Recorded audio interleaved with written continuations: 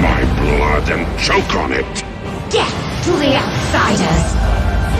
I'll turn your world upside down!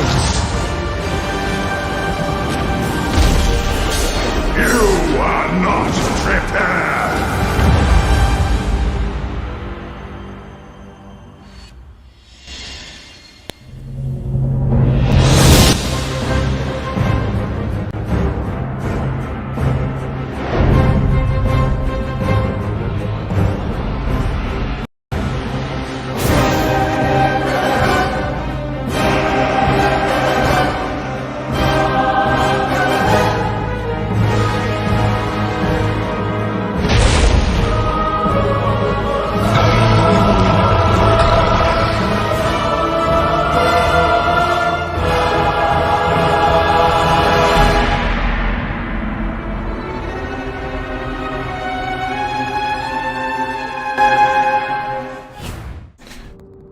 All right, ladies and gentlemen, welcome back to another super hot fire episode of The Dark Portal, your scuffed TBC podcast. Guys, welcome back. I'm so happy to be here with you today.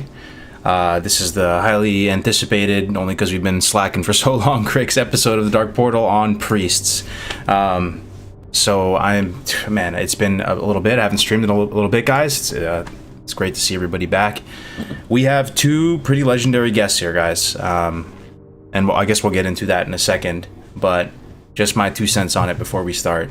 Kagarin, Beast Mode Shadow Priest, put a lot of work into making a bunch of 70 upgrades, a list for us to go through, very well versed in Shadow.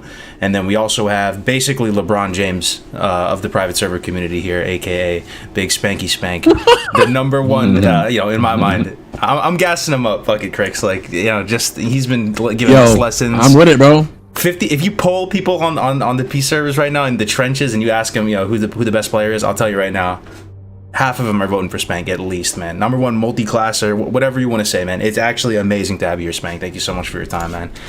And of course, thanks for having me. Big Cricks Gaming in the house. Cricks, how you doing, brother?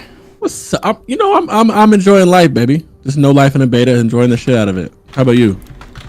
Yo, same here, man. Same here. Got a lot of familiar faces in the chat. See Sim Shady. I've been doing RLP with him, man. Great to see you. Blankatron, thank you for the sub. It's great to see everybody. Gucci. Big Riva in the house. Guys, so much to go through.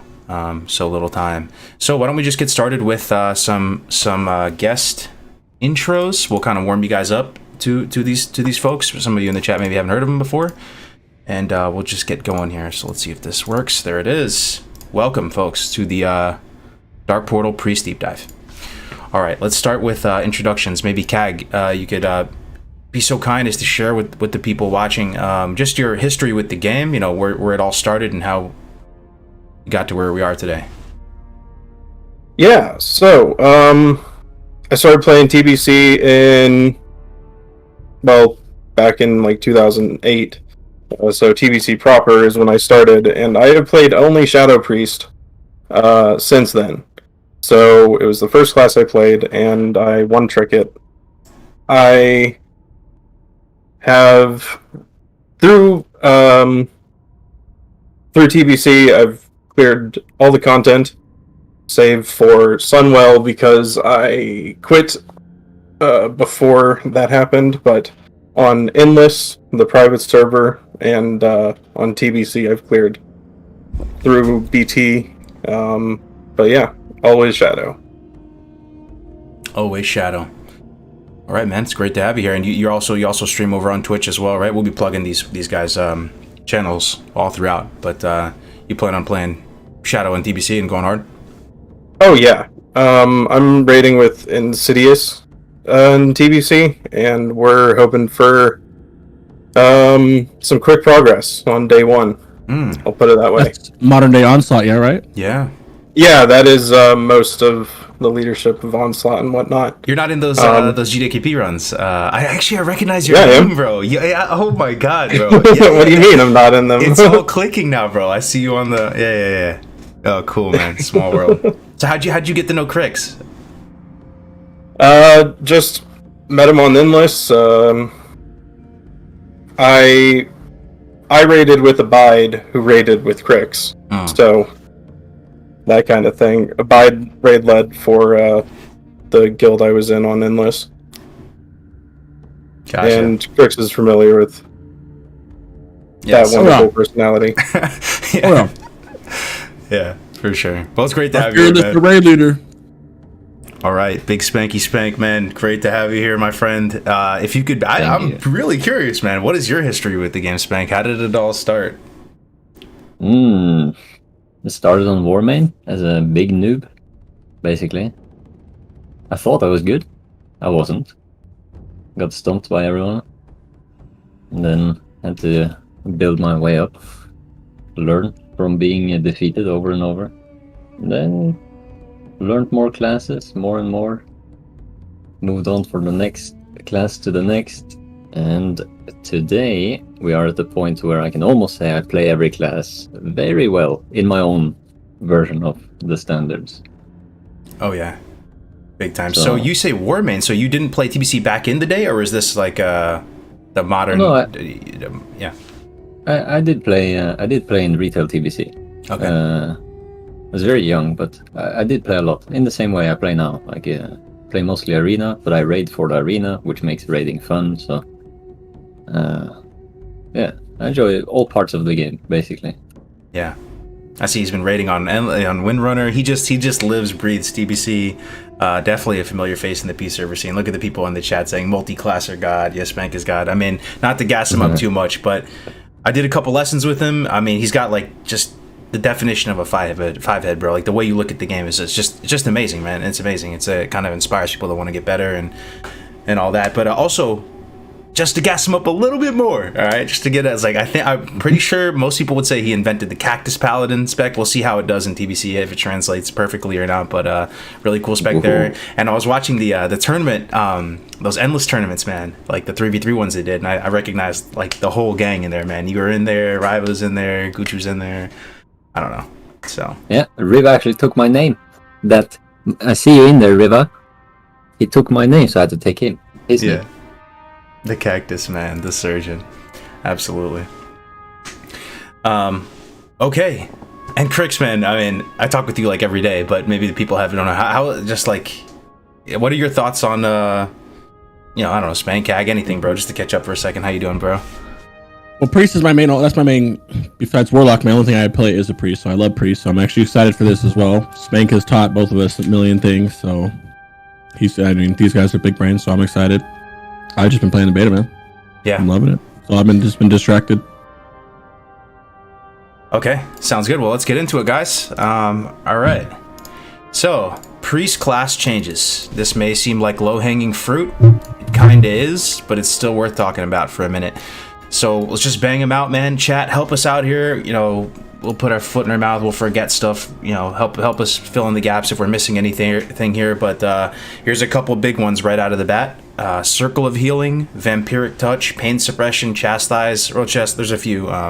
That's kind of doesn't fit in the same ballpark. Chastise, but I think these three: Circle of Healing, Vampiric Touch, and Pain Suppression. These are the new talent points, the new 40 ones added, right? Or is it 50 ones? Either way, you guys have any thoughts on these three? Maybe we can start chipping away at it. Each of those is the reason why a piece of a Priest is so good now. Yeah. Pretty much. I mean, Vampiric Touch is like the primary reason you bring a Shadow Priest to any raid in TBC. Why is that? Well, Vampiric Touch, I'll read it real quick to the chat. Oh, yeah. Causes 650 damage over 15 seconds to your target. Causes all party members to gain mana equal to 5% of any shadow spell damage you deal. So you've heard this before in the chat, right? Like, Shadow Priests are mana batteries, as they say. I mean, but there's probably a lot to dissect with this. Does it do a lot of damage? Does it scale well? Tell us about Vampiric Touch, man. The nuances of this beautiful new ability. It really... I mean, it does not the most damage. It's really there for the mana return. Because you build your raid comp, you build one of the groups around having your Step Priest in it, and 5% mana back of the shadow spell damage you do, you're doing like, in D5, you're doing like 1,000 to 1,400 DPS in ish. roughly. So 5% of that is, I'm not gonna do that math in my head because I'll get it wrong. But basically, you put 2 arcane mages with the Shadow Priest, and they can almost chain cast. They won't have mana issues. Like they can cast the whole fight without running in mana issue, which is huge for them. So Gotcha. it really is just a ton of mana. It's a ton of mana. You would think that this spell would be useful only if the Shadow Priest is dealing a lot of damage, right? And I just remember our conversations, Greg, like back early Windrunner too. Like we had Linkit Greg in the guild, and he was pumping, and you guys were thinking about even running 2 Shadow Priests in a raid. You like loved them so much, the way you and Abide talked about them, Greg. Like from a raid leader, raid organizer, perspective, what's so juicy about Shadow? Mana return. The mana return helps healers out. Everybody, healers and mages, really, both of them at the same time. I mean, I'm not bringing 2 Shadow Priests. I'm saying it wouldn't be like against all rules to bring 2 Shadow Priests, Right. I do see it in the chat. People mentioning, yeah, Shadow Weaving is also huge because you bring a lot more Warlocks in TBC, but that's not really a new spell for him, is it? Mm-hmm. Gotcha. Okay, well, let's just bust through these. Circle of Healing heals a friendly target, and that target's party members within 15 yards of the target for 409 to 452. So I just remember conversations with Def Camp where he was going on and on about how much he loves Circle of Healing, and it kind of gives you like a chain heal vibe to it. Priest, admittedly, is one of the classes I know least about in terms of playing myself. Speank, maybe is what's so good about Circle of Healing? Circle of Healing is great when you start getting more unlimited mana, I would say. So when you're in like later tier 5, about to go into tier 6, where you get to Mount Hyjal and Black Temple and stuff, it becomes a way more common thing to have Circle of Healing priest, or you would have your priest in the raid as a Circle of Healing priest, compared to like when you just level up and you get to 70, you're doing dungeons and heroics and stuff. Doing those, it's perfect to just heal the group with Prayer of Healing. So, and Prayer of Mending at the same time. And when you have that different spec, you get the spirit talent for the entire group and yourself to regen. So you gain more spirit just for, basically losing Circle of Healing, which is replaced by just Prayer of Healing, mostly. So you tend to spec deeper down to get the Circle of Healing when you get way more gear, basically. Which is another important thing I actually don't know about on the beta, is whether or not the Darkmoon card, the Blue Dragon, will proc, like let's say you Circle of Healing a group of 5, right? Or even if you do it on a hunter group with a group of a lot of pets and the group itself. Will it get 1 chance to proc per target hit? Because that would be a big thing. And so it's doing what it's doing it's doing it the right way. So instead of the 2%, you're getting 10% like you normally are. It didn't at first until everybody reported it, and then we spam reported it, and then it jumped to the 10%. Yeah. For the group of 5, like a group of 5, yeah. So that's good news for the priest? Yeah, amazing for Circle of Healing. It basically gives you infinite mana when you're in a 25-man raid. You can spam forever. Unless you have a Shadow Priest group. Sorry, pardon my ignorance here. Is there a cooldown? There's no cooldown on it or anything, too? It's just this instant thing you can spam for... Infinitely. You can spam it as much as you want, as long as you have mana. Oh, wow. Let's do it right now. Gotcha. It's very strong. And it also procs the armor buff of the priest. So if you're healing a group, which is like kind of a group for tanks, for example, because you fit them together for the boss encounter, you give all 3 tanks, for example, the armor buff at the same time if you were to crit everything, if you inner focus Circle of Healing, for example. It's very good. I see. Is there any PvP implications to this as well, Speank, or not so much? 0. You would never play this in a PvP scenario. I see. You never go holy, huh? Gotcha. No. Okay. All right. Pain Sup as well. Maybe Speank, you play a lot of Disc Priest as well. Yeah. I mean, it's a great spell. You guys they probably have the same spell in retail. It's so iconic, right? Instantly reduces a friendly target's threat by 5%, reduces all damage taken by 40%, and increases resistance to dispel mechanics by 65% for 8 seconds. Why is this so powerful in PvP, Speck? The biggest part about this Well, it's both combined. The damage reduction and the dispel protection, which is huge. So priests in PvP are very weak to dispels, because the way you survive is shield, prayer mending, renew, and then you refresh inner fire, for example. But when there's an enemy priest spam dispelling you, and you go to press your shield, it's dispelled. You go to do a renew, it's gone straight away. So the only way you can survive at that point is casting, and it gets really difficult to survive anything that's a melee DPS when you have no buffs to protect the shield, etc. So pain suppression both used to protect your buffs from being dispelled, predicting the situation, and also just mitigating damage. So it's very much needed as a priest, because you're quite squishy. Right. It's from the other end, looking down the barrel of a priest that oftentimes, I'm playing a lot of roguelike now. It's just it's kind of like just a hard stop to your go sometimes. Like, it's so hard to damage through it that it just gives them kind of like a hard defensive that you'd have to oftentimes reset against and then reopen on them. It's I don't know. It's so powerful, this pain suppression. When they do a pain suppression and then shield afterwards, it feels like this shield is like unbreakable on the priest. Gotcha. So does if you put it on a friendly target, they get the resistance to dispel mechanics as well too? It's not just you. If you put the renews and shields you have on them will stick as well. I actually didn't know that. Yeah, correct. And all their own buffs as well. So for example, if you put it on the warlock, then his unending breath would have a 65% dispel protection as well. Oh, interesting. Okay. Yeah. All right, so another ability here is Chastise. This is a dwarf priest racial. It's a little bit out of place. Let's get to this when we get to the racials. My bad, put it in the wrong slide. Let's move on to the next thing. Mass Dispel. This is probably has PvE implications as well. Super powerful in PvP. Mass Dispel, very useful tool. Yeah. Why is that? Dispels up to 10 people.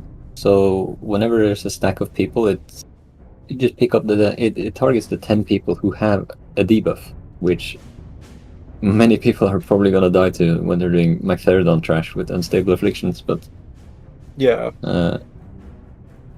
there's a lot of fights. Yeah, go on.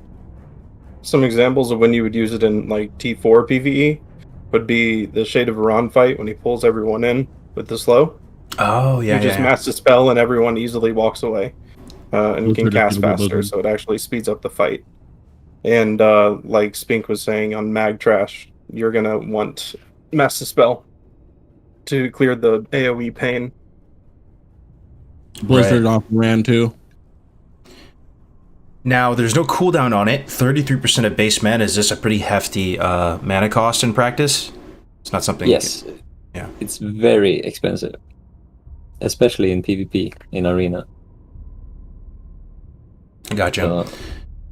Now, it can remove Bubble and Ice Block, which are just a massive deal, right? In PvP, I remember back in the day when this was introduced to the game, people were kind of like in disbelief.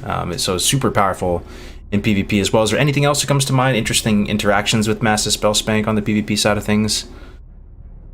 For example, if let's say enemy mage ice blocks, and he also gets pain suppression from his priest, then the ice block would actually gain the bonus dispel protection from the pain sub, making it very difficult to dispel the ice block. Interesting. It's a funny interaction. You can find stealth too. I don't know if you said that. Yeah. Great calls, Crix. Yeah, that happens to us all the time when we're doing twos and stuff.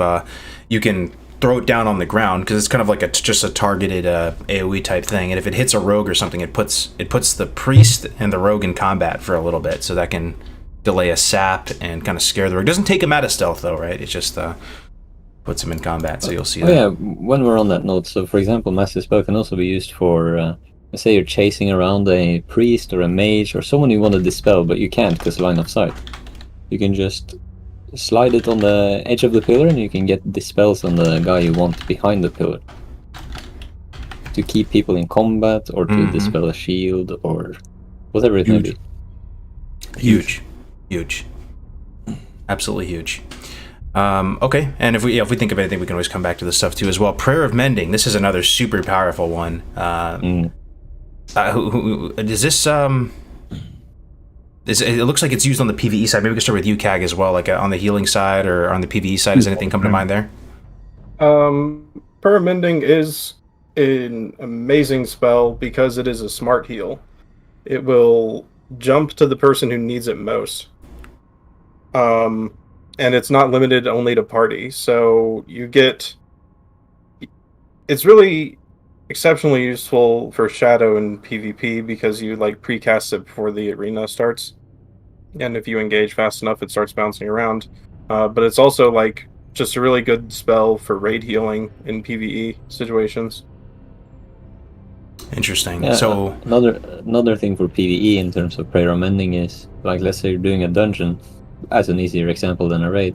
If you put the prayer of mending on your tank before he pulls, when the prayer of mending procs, when your tank takes damage, he gains AoE threat because the prayer of mending counts as the tank's own healing. So it helps the tank a lot. I see. That's a nice. Yeah, that's nice to know. It's a bit confusing though, as a non-priest player. So I see Prayer of Mending, I see Circle of Healing. There's another one that we'll talk about in a second, Binding Heal. I bet a lot of this stuff doesn't have cooldowns.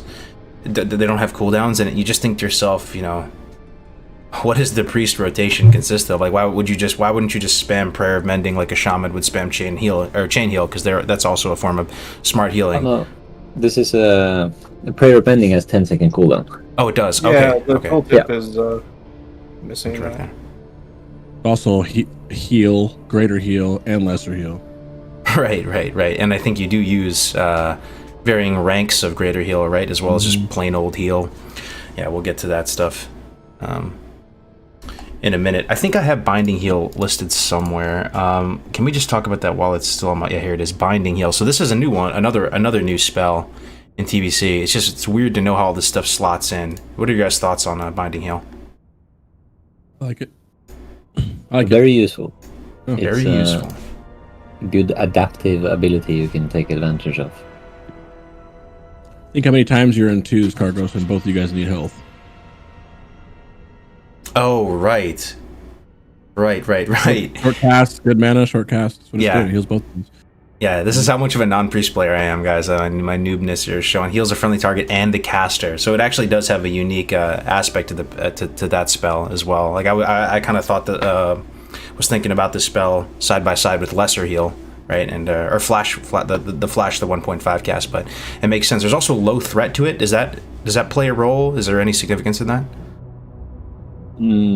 You're not really going to be using it in any situation in PvE where, I mean, you'll use it if you like pull healing aggro and you need to heal yourself and the tank in a dungeon. But that's where the low threat comes into play, is if you're taking damage in a raid from pulling aggro. Or not a raid, a dungeon. Hopefully that doesn't happen in raids. Yeah, in a raid scenario, I can't think of one single place where this would play a big role. No. I see. It's good to know. Just putting it in simple terms like that. Okay. Shadow Word Death is the next one. This might have implications on the PvE side of things from Shadow. Maybe we can start with you, Kag, there. Does this make its way into your rotation? Just use it on cooldown? I'll read it first. A Word of Dark Binding that inflicts 572 to 665 shadow damage to the target. If the target is not killed by Shadow Word Death, the caster takes damage equal to the damage inflicted upon the target. An interesting design for a spell. What do you think, Kag? Yeah, so this does go in your rotation, and it is used pretty much on cooldown unless it would kill you. Or if your healers are struggling, you would use it. You wouldn't stop using it completely because that would really hurt your DPS, but you would definitely try to be cognizant of where your healers' mana is at if they're struggling, because in a raid you don't generally use VE too often. It's situational, so you can't rely on that to heal you back up. And in T5 content, you're going to be hitting yourself for 4 to 5k. Jeez. So you need to really know, if you crit, So you really need to know, like, I'm safe to use this spell if you are doing a lot of damage with it. Early You're on... I was going to say your HP pool is quite low as well in that type of tier 4 and tier 5 gear, isn't it? Yeah, it is. It really is... There are certain fights you don't use death on at all, so... Interesting, but it is a DPS increase in theory if you could use it just every time. Yeah, if you can use it on cooldown, do so. Always. Alright, good Not to know. always, obviously. Now, on the PvP side of things, the implications of this spell are pretty vast. Huh, Speank? What immediately comes to mind with Shadow Word Death in PvP? The very basic one, at the very least, is Shadow Word Death a sheep. So, your Shadow Word Death, any target, could be the mage, could be the elemental pet, could be his partner.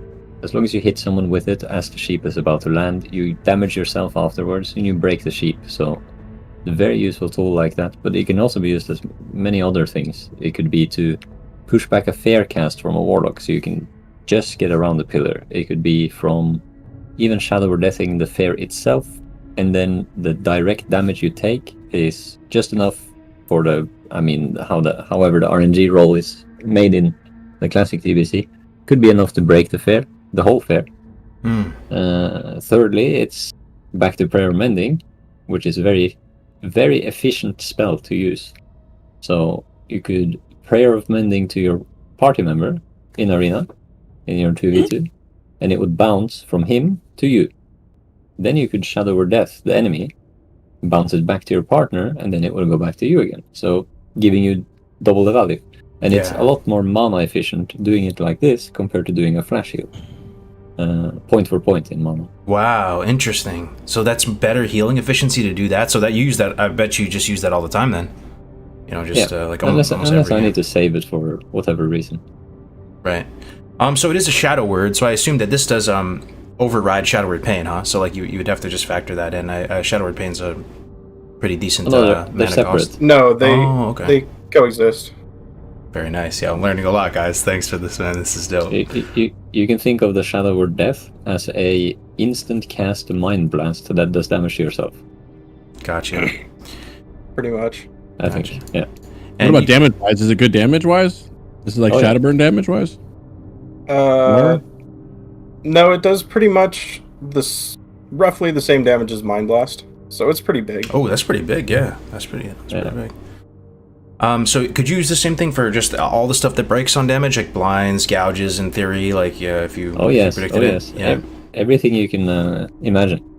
Huge. Just adds a whole other dimension of finesse to the priest class in PvP. And yeah, priest. Out of all the healers, from the outside looking in, priest looks really fun to play as a healers, guys. Because I don't know if Speank would agree or not, but they seem to be the most offensive. Like they can actually do a decent amount of damage. Sometimes they'll just man up on a warrior or something and just burst them, it feels like, and even their pet, which we'll talk about in a second here, kind of slaps. We'll see if it slaps to the same degree on the beta and stuff. But Shadowfiend, guys, let's talk about the Shadowfiend, priest's pet class, by the way. What do you think on the PvE side of things, Kag, with the Shadowfiend? Well, if you have played Shadow Priest in Classic, you are very well aware that mana is an issue. And Shadow Fiend is a tool that priests were given to help alleviate that issue. If a Shadow Fiend, if it doesn't die and it doesn't miss, is going to restore about like 60% of your mana. Jeez, that's insane, dude.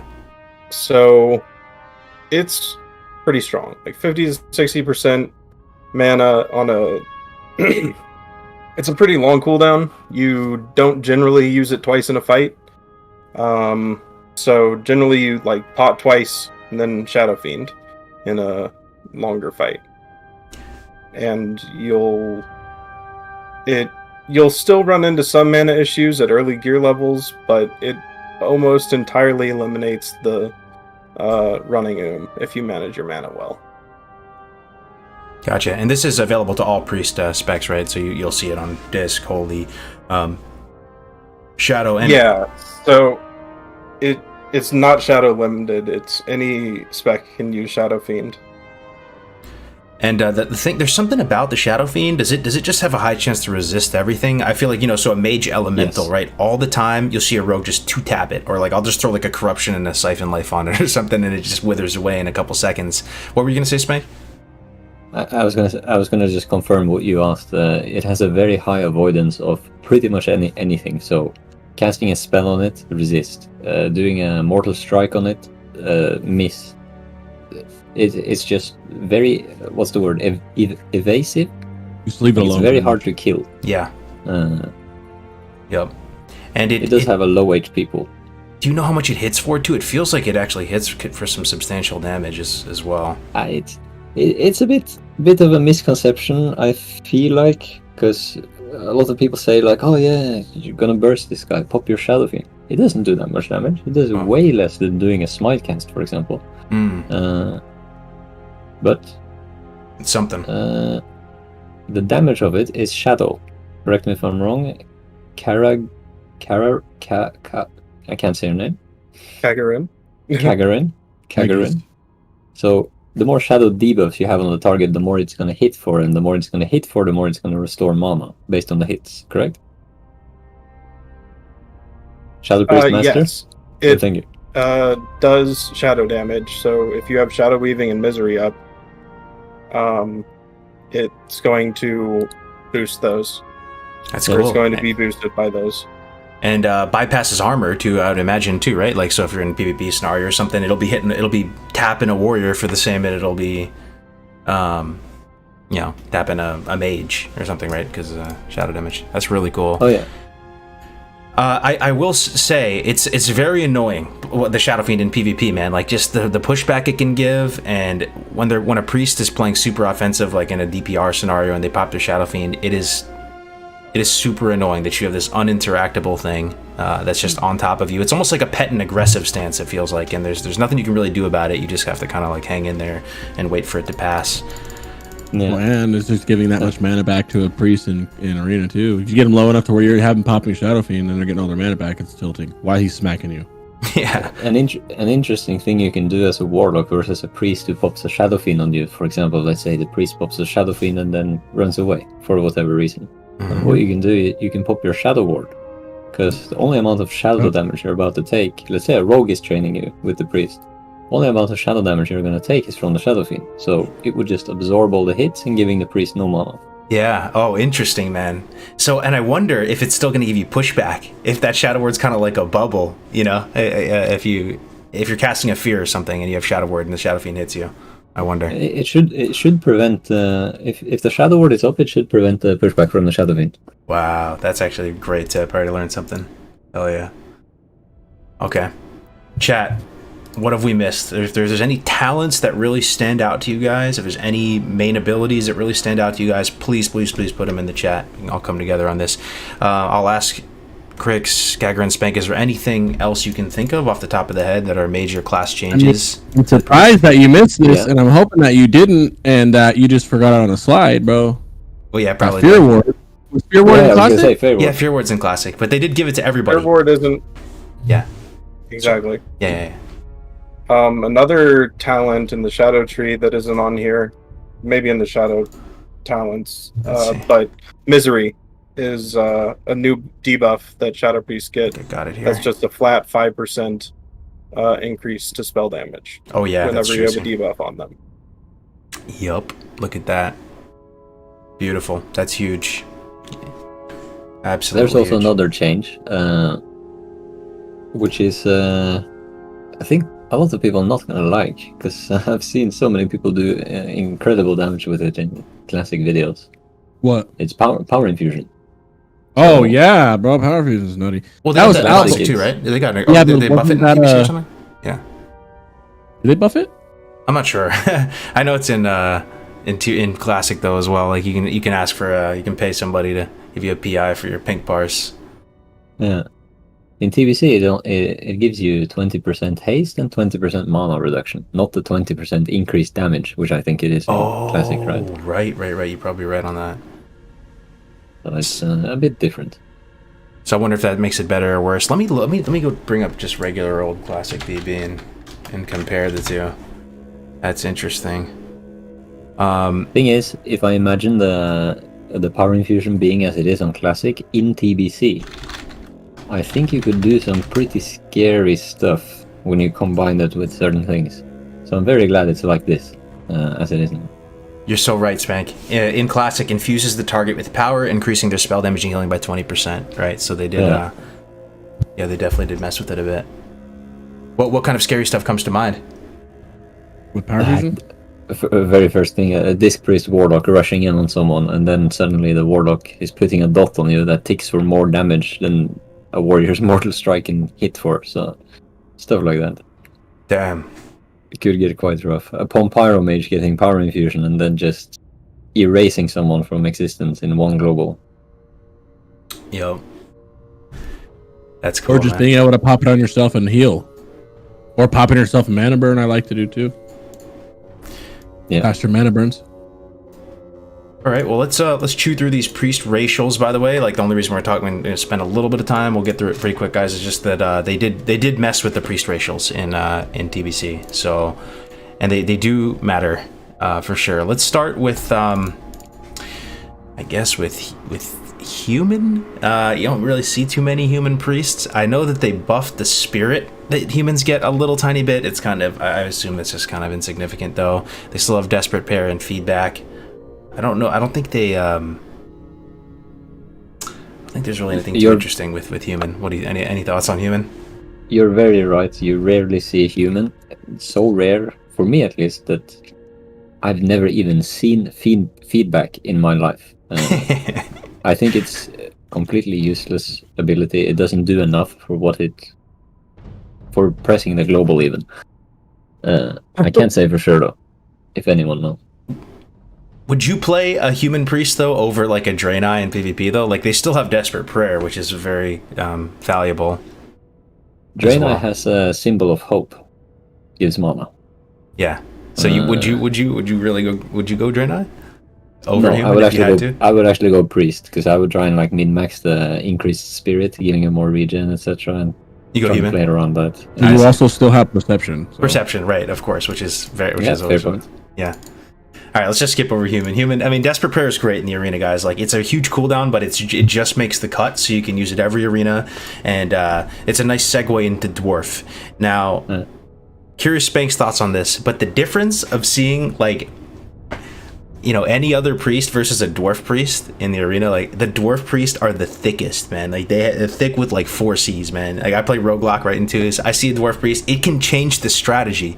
You legitimately no longer want to kill the priest because of their racials, man. Stoneform, chastised, well, not really chastised too much. We'll talk about that. Desperate Prayer, all this. Let's start with Chastise, Spank. What do you think about this spell? I thought this was going to be more impactful, but I don't really even notice it. What do you think? I think it's quite impactful actually, but it comes more up to or down to how well the priest himself is able to use it in a good way. So this could even be used in a way where you're dying, you need to get away, and the only way you can get away is trinketing whatever slow you're slowed by, and then chastising, for example, the enemy warrior, just when you're at the pillar, and this will allow you to get away.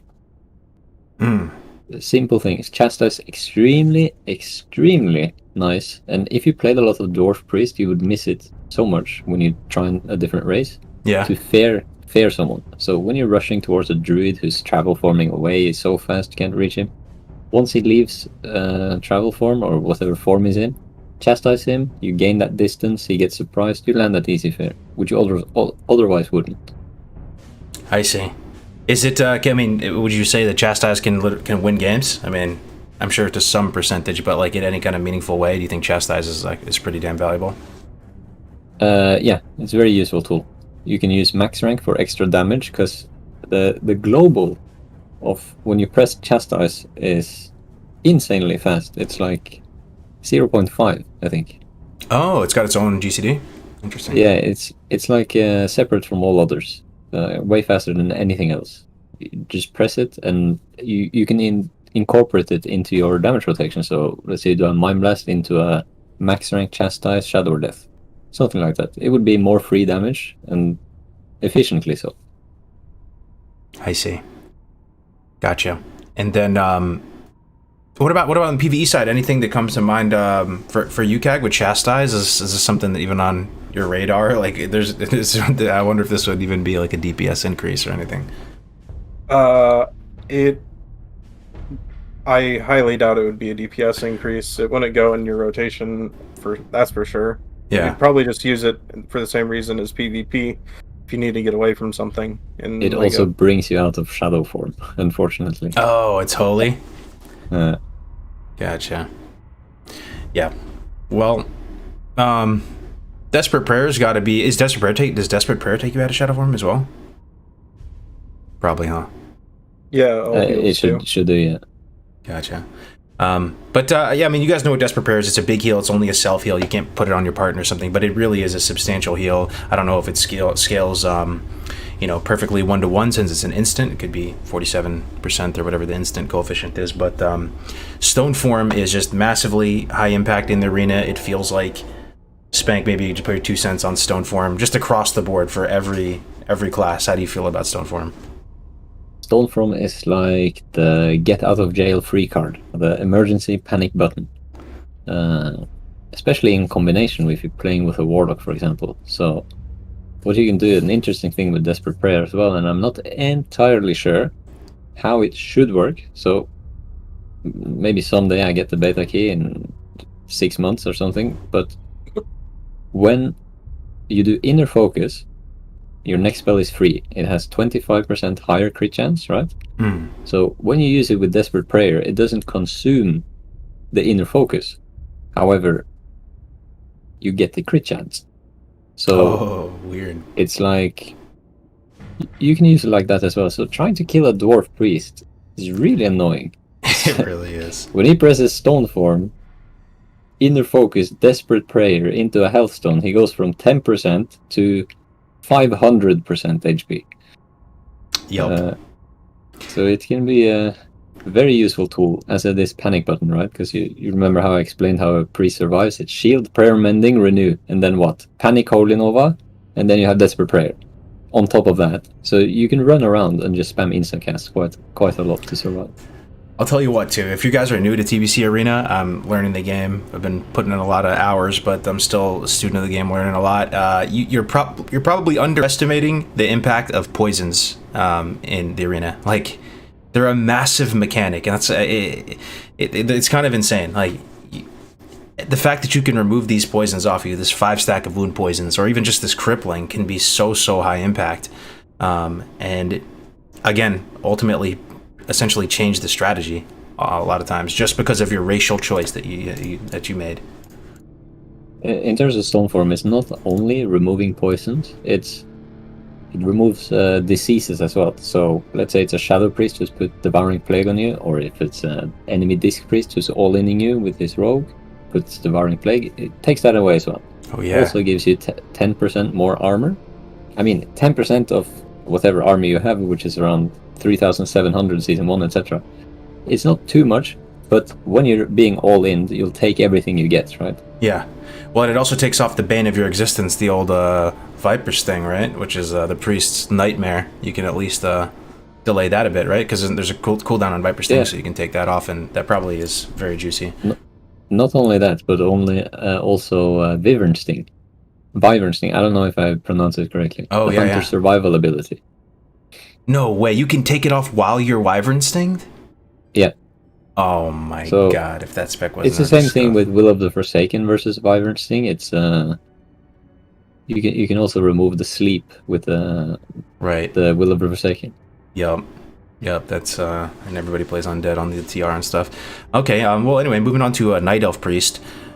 We'll try to get through it quick, guys, but Star Shards, I want to say it's a DPS increase. Kag, curious your thoughts on it. If you want it to be a pink parser, Shadow Priest, Legend, God, 100 parser, why wouldn't it be a DPS increase? It's instant cast now, guys. It's not a scuff channeling ability. It's got a very short cooldown, I believe. Let's see, it's 30-second no mana cost. cooldown. No mana cost, yeah. Which is, so they did buff Star Shards. I don't know if you have any thoughts on it, Kag, or is Night Elf just complete and utter meme forever? I have not played Night Elf Priest, so I don't know for sure, but and I think most Alliance priests go Dwarf. So, if you are a Night Elf priest, let's see, 15 seconds, 70, 85. I don't know how it scales with spell power, is the thing. I'm very certain you wouldn't consider it in your shadow rotation. Oh yeah, that's yeah. I think it You would also just be a probably can't waste. cast it if it's like not a shadow spell. So Oh no, I think you can. You can. Yeah. okay. Well, yeah. It's arcane, I right? think Spank? You I think? probably wouldn't use it. I feel because Mind Flay is like just a better GCD. Maybe the only positive thing I can see about it is like when the vampiric touch is up, right? Any spell damage you do to the target is converted into, like, based on the damage you deal, it's converted into mana back to you and your party. So if you add more damage on top of it, let's say you're completely out of mana, you would just mind flay, right? That's the normal thing. Yeah. Maybe you could add the star shards on top, and then it would bring you up to the point where you can do a mind blast or something. I'm not sure. An interesting thing too is it doesn't interrupt regen, right? So the way spirit-based mana regen works is you actually have to use something that costs mana in order to interrupt it, right? This just costs no mana. So let's say you're totally or if you're in a situation where you're trying to regen, you could freely use star shards and still be regenerating at your full spirit-based mana regeneration. So you could probably have a good time with this ability, no joke. And then there's also this other one, Loon's Grace. This might be another one, Spank, that you've never seen in your entire career playing TBC, but it doesn't seem bad. I mean, it reduces the chance you'll be hit by melee and range attacks by 20% for 15 seconds. What do you think about this? I've seen that, and it's really annoying to play against, especially when I'm playing a warrior and hitting into a priest and then suddenly 3 attacks in a row miss, and then he's full HP. Damn. So it's probably, I wouldn't say as good as Stoneform in terms of fighting a rogue, but it's really effective when something like a Red Pala or a warrior is hitting you. Even a rogue is hitting you, but it's dispellable. So it's dispellable. It looks very good, but in practice it's not so much. I see. So the real question on everyone's mind is Night Elf Priest playable in PvP or PvE? I'm curious. I mean, I would say yes, for sure. Okay. I think I would even have a lot of fun playing a Night Elf Priest with free star shards. I love taking advantage of whatever I can, and having a spell that just puts a dot and is free. That's great. Also, the Loon's Grace can be used in nice ways versus many comps in arena anyway. Gotcha. Are you going to be any chance, Kag, that Night Elf Priest is the top parsing Shadow Priest? Star Shards new meta? It kind of depends how much benefit a human would get from, like, if you never PvP, Night Elf is an option. But I don't know if it would parse higher than a human priest that's like utilizing the spirit, because your set pieces do have spirit on them, and if you have MTS in your raid, that's going to be just like a percentage of that is spell power now. So, right. So, because you get spell power from spirit. Yeah, so the human ratio is actually decent. Okay. Yeah, if you have another priest buffing MTS, the human racial is actually kind of impactful. Damn. So I actually want to be sure how it would shake out. I think human is probably going to be highest parsing for, or Draenei. Gotcha. Yeah, speaking of Draenei, here it is. So Draenei also have Chastise. So that's pretty nice. A lot of people don't realize that they think Chastise, they always think Dwarf, right? Draenei actually have it as well. And then there's also this new racial Symbol of Hope. This is interesting. I think this tooltip is wrong here. I couldn't find the exact one. Probably 80% of you in the chat forgot this even existed. But Spank, what are your thoughts on Symbol of Hope? What does it even do? As far as I know, it's a channel. It's annoying. It's also a buff you gain, which is never a good thing in arena. Dispellable, right?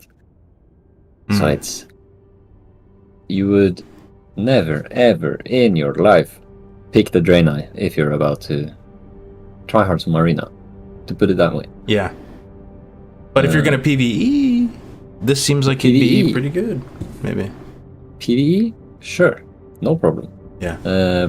If you're a Circle of Healing priest, though, you're gonna be a human for the spirit. It's very good. Everything with Holy Priest in a raid scales with spirit. The more spirit you have, the more healing you have. Jesus, The more spirit you have, the more you're able to take advantage of the Dark Moon card if you're wearing that, or if you have it. Because by your spirit, you just gain full mana regen based on your spirit when it procs, and when you're Circle of Healing people, it procs a lot all the time.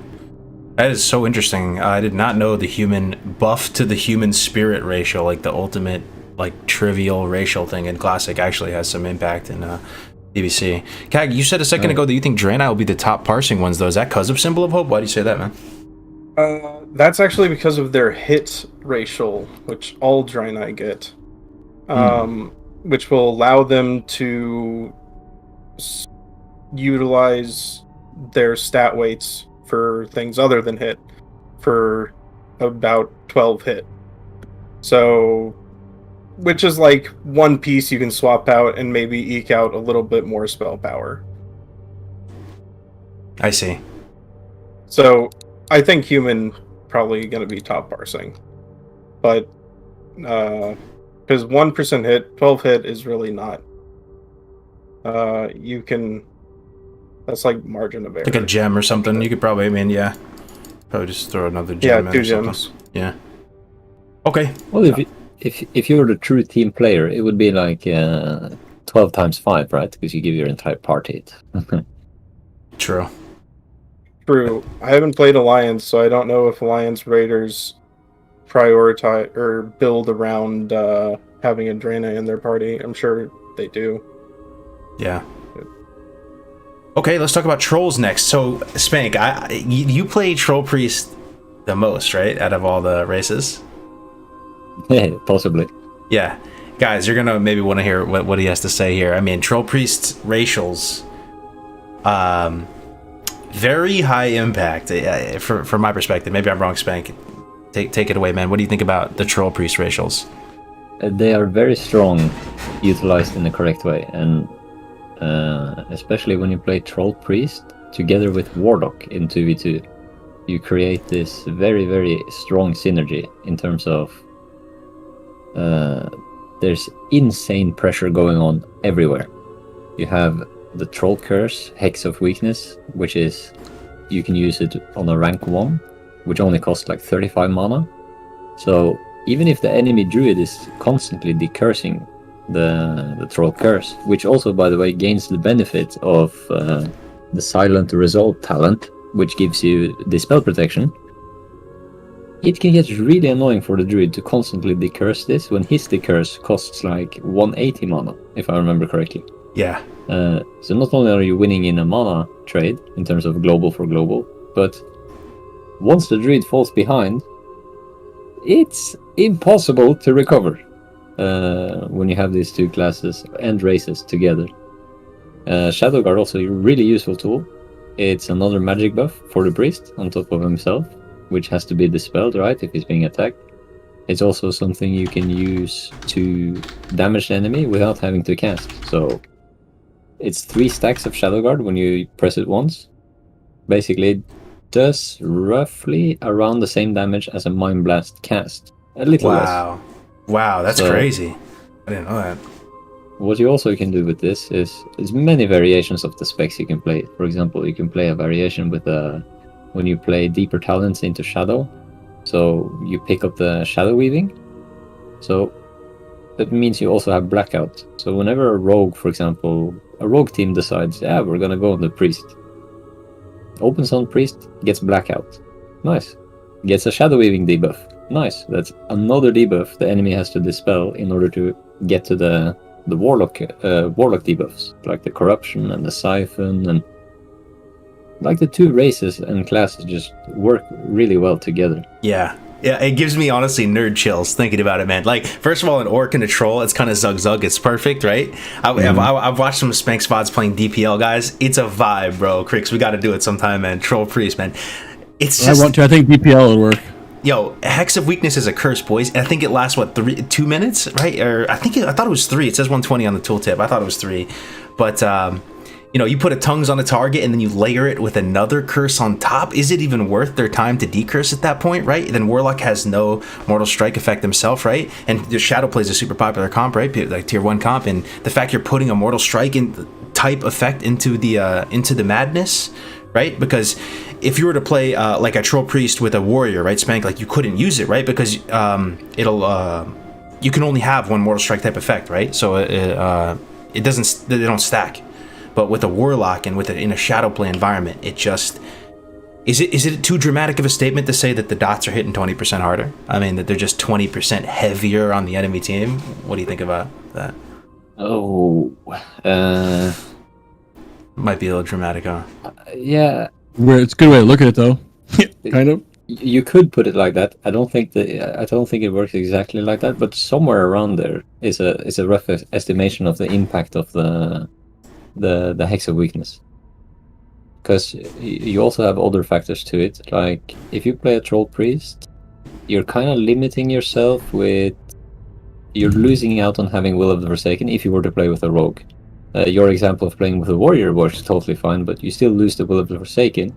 But they don't have a struggle together with the Mortal Strike effects with a Warrior and a Priest. But however, if you play with a Rogue, and you were to apply Hex of Weakness on the target, your Rogue will start raging at you. Yeah.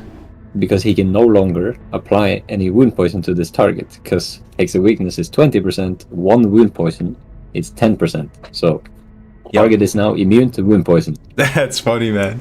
You still maybe... Yeah, no, you would never do that, huh? Yeah, wound poison is so important. But with Warlock, it's so perfect, man. It's a curse. And the fact is, yeah, you lose Woe of Speank, but the Warlock can technically maybe get you out of fear with his pet, right? Like, you still have another dispel, like some sort of protection against the fear. Like, honestly, Orc Warlock, Troll Priest, DPL is one of the coolest twos comps I've ever seen in my life, and I want to play it someday and learn it someday. It's so sick, the little tricks you can do with it, guys. I could be here all day talking about it. But Speank has actually played this at a high level. I mean, yeah, it's one of my favorite comps. It's one of the ones I've dived deepest into.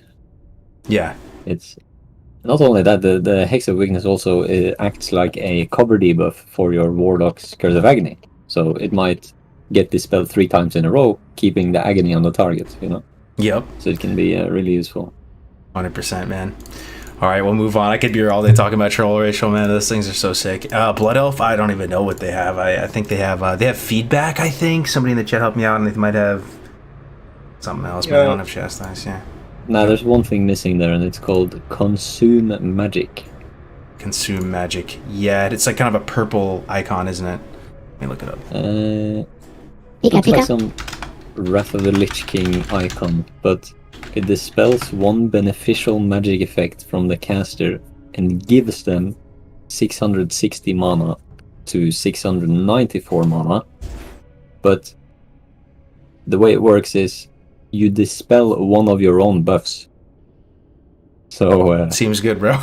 Seems good, yeah. It's I don't even know if you would have it on the bars, because it's a gamble and a half. What is? Consume Magic, one of the garbage ratios of Blood Elves. The only way I can see this being useful in any way, shape, or form is if you're a priest in arena running around a pillar, you have no buffs, you put a rank 1 fortitude on yourself for 35 mana, and then you consume magic, giving yourself mana, which has a 2-minute cooldown for some reason. This has got to be one of the hardest probably to justify playing a Blood Elf Priest, unless you just like the looks of it, but you know that's got to be up there for memeability. Yeah, it's right there. AoE silence. It's the only hope you can stretch for there, I think. Yeah, for sure. You ever use Mana Tap as a dispel protection? Is this something that goes in your mind if you were a Blood Elf? You're like, you know what? Toss this up. I would bind it definitely, but not gonna lie, never even bothered making a Blood Elf priest. Yeah, because that'd be the ultimate challenge for you, Speank, bro. You gotta get Gladiator with Blood Elf Priest, man. Yeah. All right, so we talked about the racials, boys. We spent a lot of time there. This is a lot of fun, though. I'm loving this conversation, man. Again, thank you so much for your time, guys. I'm having a blast. Let's talk about just these specs as a whole. Where does let's start with Shadow. Let's start with Shadow. All right, Kag, why do you love playing Shadow? What comes to mind when you think of Shadow Priest in TBC? Why do you enjoy it? Do you pump? Do you do a lot of damage relative to other classes? Is it a good quality of life? Is it just tell us about what it is to be a Shadow Priest in the Burning Crusade? I just like the way the class plays, really. I like the fact that instead of rotation, you've got more a priority list. Like,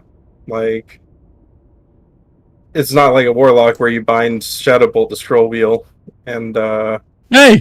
just what? Kidding. You don't bind Shadowbolt to Scroll Wheel? Yeah, I do, man. Damn it. The foot pedal, bro.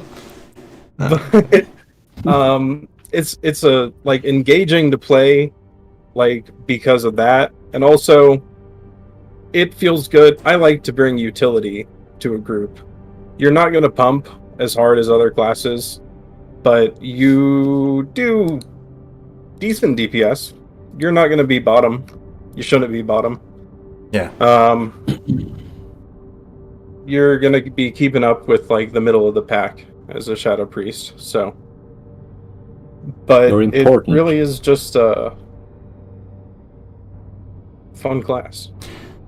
One thing that seems chill as fuck, Crix, sorry to curse, Bam, but the Shadow Priest was just scooping up all kinds of gear from Kara, man, because the Warlocks all had crafted stuff, or they all had better stuff. Remember, Lincoln Craig was just getting everything, like, you know, stuff was dropping. I don't know if it continues that way through tier 5 and stuff, but like all these like random off pieces that drop, it's like Shadow Prow, like they don't get anything better or something, you know. I actually have a question for both of you guys. I'm just gonna, sorry to interrupt. First off, I'm in a good little not debate, but I'm in the Priest Discord talking to him about it right now, and it's actually a hot topic that I get a lot about Priest or Smite spec.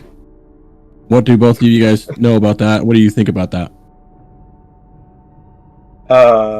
Ambitious. Are you sure they're not memeing on you? It's possible. I'm glad you said that, but no, they're very serious. There's people who are very devoted to Smite spec to the point where, like, they have previous stuff with the Smite in there. They're talking like they think it's doing better numbers than Shadow, which I know it's not, but I just didn't know if you guys had any experience with Smite spec and what you think about it. I've never played it to the same gear level I've played Shadow, but I've never seen anyone play it seriously. And I would be very surprised if it could actually out DPS Shadow Priest. Okay, so if we're talking about a real life raid scenario, yeah, and you have the option, you have two people standing in front of you in outdoor bank looking for a group for Gruul, and there's a Smite Priest and then there's a Shadow Priest, and they're like, which one is more useful to my raid? I'd point straight at the guy who's in Shadow form, and I'd bring that guy because he gives me mana. You know what I mean? Yeah. Interesting to think, though, that, like, just on a target dummy, though, you're saying that maybe Smite Priest could outperform it just for whatever that's worth to you? Is that what people are saying? I think it can perform, but you probably have to gimmick it a bit up with putting a Red Pala into the group with the Sanctity Aura, and you would have like it seems like a hassle to put in a raid. You know? Yeah. Hey, where's our Arcane Mage Knights? Today we have a Smite Priest. Yo, it sounds like content, man. It could be, actually. Yeah, so Shadow as well on the PvP side, Kag. As a Warlock, I'm not terribly scared of them, but I think it's just kind of the nature of the beast Warlock. You know, you just spell stone off everything, including that 5-second silence. But I think most people are pretty terrified of Shadow Priest. They do a lot of damage. I'm not exactly sure how it works, but sometimes I'll be doing twos or whatever, and we'll decide to not go on the Shadow Priest, and maybe we catch the rogue out and sap him, and we're like, yeah, we'll just go rogue. It's fine, right? And then the Shadow Priest just melts both of our faces. You know, they seem very powerful. What is there to love on the PvP side for Shadow, Kag? I mean, the reason you're seeing everyone jump on Shadow Priest is because if they are allowed to free cast, they do so much. They heal the group, they return mana to the group, they slow whoever they're targeting with Mind Play, and they tab dot everyone. So they're just like destroying your entire team, healing their team, and giving them sustain, and you're just letting them do it. So that's why everyone jumps on the Shadow Priest. And that's also why they excel in PvP. They don't excel in PvP. Disc is better. But if you want to play Shadow, you can play it at a pretty decent level. I don't know. I would defer to Speank on this as to what level you could reach, because I'm not nowhere near that level in PvP. But when I play it, I play with a rogue and do generally pretty well. So, because if you're in a 2 situation and you're with the rogue, the rogue is locking someone down, and you get more. You bring a lot of utility to the fight with dispels and stuff, but you get the chance to like actually DPS when you have a rogue holding someone down, and you can really burst someone down as the other person is getting dots eating their health. What do you think, Speank, about Shadow in PvP in general? I think Shadow is a great class for the good comps they're able to play, but they're kind of more limited than other classes. So a Warlock, for example, will fit into way more types of comps you can play. Shadow is more. How should I explain it? When you're a Shadow Priest, you have a restriction, and it's basically, if I'm it's really bad. If you go it's basically, you're like a ticking time bomb. So you're kind of like forced to create the play, and if it fails, then there's no recovering. If you're a Warlock, however, it's life tap, heal me please, and then now you're mana again. Yeah, true. Yeah. So with a Shadow Priest as well, they're quite easy targets because they take a lot of damage. Even though they have Shadow form, it's easy to stick on a Shadow Priest. There's no way for him to blink away, ice block the damage, Cloak of Shadows. There's nothing. So he shields himself, and that's where it ends. You can dispel some stuff, but a Shadow Priest defensively dispelling himself to live is, as I said before, it's just a ticking time bomb. Eventually you go and then everything stops. So it excels at comps that like overwhelm your enemy, like Shatter Play, which is Resto Shaman, Frost Mage, and Shadow Priest. They have 3 offensive dispellers. It's extremely difficult for any Druid team, Priest team, even Pala team, even double healer teams to deal with those types of teams. You also have Shadow Play, which is Resto Shaman, Shadow Priest, Warlock, Affliction Warlock, mind you. Which also play under the same conditions. They overwhelm you. They do too much damage for you to be able to deal with it. Yeah, it's Shadow. For whatever it's worth, I mean, I was playing some Shadow Play the other day with World Star. I don't know if you recognize him from the P servers and stuff, but we were. I was SL. I wasn't Affliction, so maybe UA does a lot more damage, but.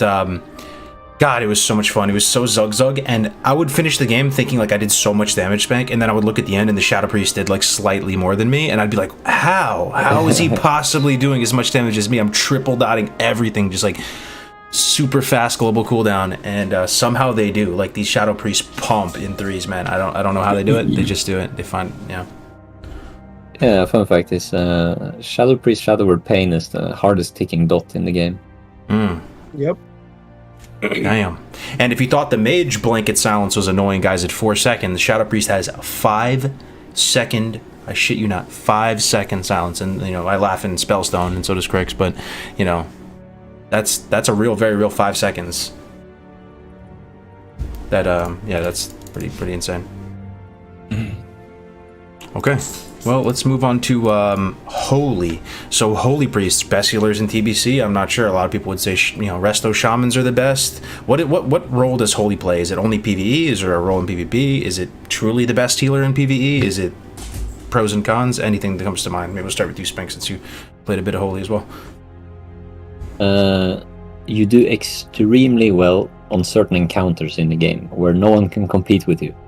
Not even close. So you're very useful on those encounters, and you probably get put on a certain type of assignment for those boss encounters to have all the responsibility. Yeah, someone said it in the chat. Cough, blood boil. That's a very good example. Felmist. Felmist. Yeah. Then you even bring more of them because the more the better. Spells, yep. extremely good fights because then every single group is stacked up in together as one unit. So Circle of Healing hits every single person, and every single person is taking the equal amount of damage in the group. So you get full use of the Circle of Healing. It heals full value. Other than that, overall, I would call the best healers in general Resto Shaman because they bring more utility overall. They bring the totems, they bring a lust. They also have Mana Tide, which another utility thing. They have insane AoE healing as well, but not as bursty healing as a Circle of Healing would have, trying to top a 5-man group of people.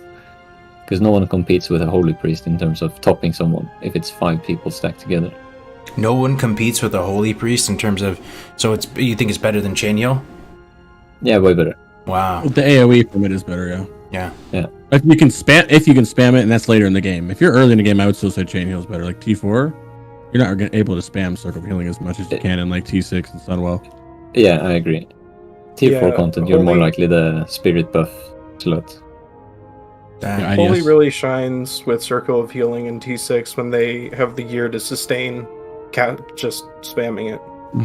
Then they're broken. You see it. You see all the meters all the time. Like early game, Wrestle Juice heal like extremely well. Then you literally see healing meters over time. The more gear priests get, the more they can spam, the better. The HPS just go up and up and up and up.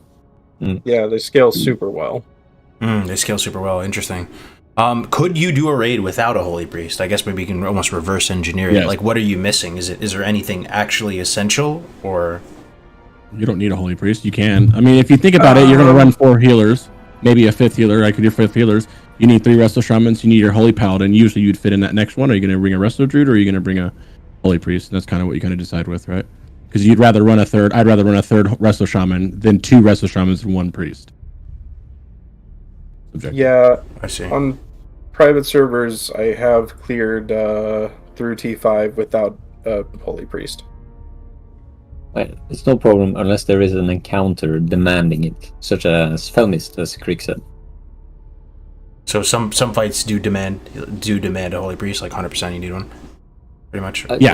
I was thinking this would be like probably, and I don't want to say impossible, but like damn near impossible without Holy Priest. 2 or 3 of them.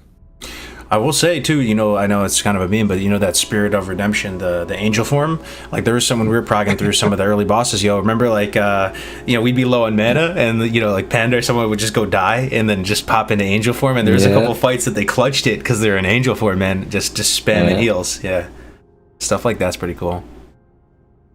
It can definitely clutch. Yeah.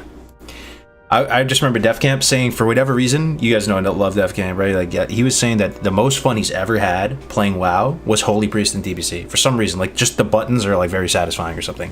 So, take with that what you will. Someone mentioned in the chat, that's a good point actually, like how much skill is required to heal. Well, I think it's talking specifically of priests in general, but it's a good point to bring up because playing Circle of Healing, it kinda makes you a bit lazy, because once you reach the stage where you can spam everything, it's really hard not to just spam Circle of Healing on anything in your raid frames that have lost HP, rather than playing a bit smart and pre-casting a greater heal on the tank or something, prayer mending on a tank. So you can lose a bit track of like the how you actually should be playing when you can just spam Circle of Healing on whoever loses HP, and then here we go, recount, I'm the top. I see. So wait, so are you topping healing meters, you think, as a priest? Some people care about that, As a lot of people care about topping healing meters. It's generally when a wipe occurs, when too many people care about that and not healing the goddamn tank. Yeah. So you think Holy would be at the top though, or would it be pretty even? Rest of Shaman, Druid. Oh. Are you asking who can snipe heals the best? Yeah, who can snipe heals the best, exactly. I think Resto Druids are big HPS. Huge You just don't need them, right? But they're huge HPS, bro. Yeah. Overhealing. The light blooms and they're already got hots on stuff before stuff pops out is the thing. That's crazy. Sick news for Druids, because they're on the opposite end of the spectrum. They're a classic. They struggle with sniping the heals, man. It depends a bit on the fight. If people in your raid aren't taking accordingly enough damage for you to snipe anything, then the rest of the druids would dominate you and you can't do anything. They just heal insta. I see. Gotcha. Out of curiosity too, like, are they the best tank healer? You know, they always say there's raid healer, there's tank healer, there's different like kind of roles, or is it Pally? You know, Pally's the. I think people will say Pally generally is the best tank healer in Classic. But H-Pals typically are still your tank healer, but Resto Shamans can do it very, very well as well. Yeah. Priests can do tank healing, they can do AoE healing, they can do the circle healing. They just like fit a nice little middle niche, I feel like they do, you know? Gotcha.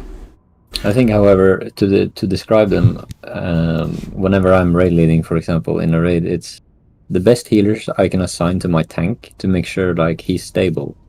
Pretty much a shaman or two for the armor buff when they crit. You have a Resto Druid rolling full hots on the tank to stabilize any damage taken, right? Because all you care about is the tank not getting 2-shot. That's really bad. So if it's one swing into another one and he dies because he didn't receive any small amount of healing in between that makes him just high enough HP to survive the second hit, it gets really bad, right? So having a tank with full hots, it really stabilizes him and lets the other bigger healers, like the Holy Pala with the big heals, top him up again. Gotcha. That's how I would describe it, at least. Gotcha. Yeah, it's kind of good news. I mean, the more and more I'm learning about TBC, it just kind of seems like every class and spec kind of has its role, and even on the tanking side of things, like you kind of bring one of each tank. With the healers, you bring one of each healer. They kind of have their own little caveats and stuff, which is probably good for the game. That everybody can bring something. Yeah. Okay. Discipline Priest. Is Disc Priest ever run in PvE, or is it like strictly PvP spec? And yeah, let's just start there. I can only say early on you more than likely will be running Improved Divine Spirit because of what I said earlier in the show with you don't really need Circle of Healing early. You're in 5-man groups, you're doing Prayer of Healing, Prayer of Mending, you're just healing like this. So in a Gruul's lair, for example, people aren't going to be stacked for you to Circle of Healing. You're not going to have the mana pool to sustain it. So just being there to buff the whole raid with more spell power, more spirit will be way more beneficial overall. Same on the Gruul fight. People are spread. You're not gonna do the Circle of Healing HPS. It's not those fights aren't meant for it. And many fights in tier 5 as well are very equal to this. Gotcha. So an IDS priest, you hear that said a good bit. That is a disc priest, right? Yeah. I'm just putting the pieces together here. And you do see power infusion in raids. So yeah. No, little monk ass right there. All right. I haven't seen PI in raids in Classic, but it kind of you get a lot more useful stuff in the Holy Tree in TBC. I see. Yeah. You tend to lose a lot of the most important talents if you were to go all the way down to power infusion just to give that one guy a 3-minute cooldown one time in the fight for a bit of haste, right? You lose so much healing, so much scaling healing. I see. You'd have to be a good friend. So yeah. Once you have everything on farm, and you're going in just trying to clap out those speed runs, maybe get some parsons and stuff. You run a PI priest. Yeah. Nice.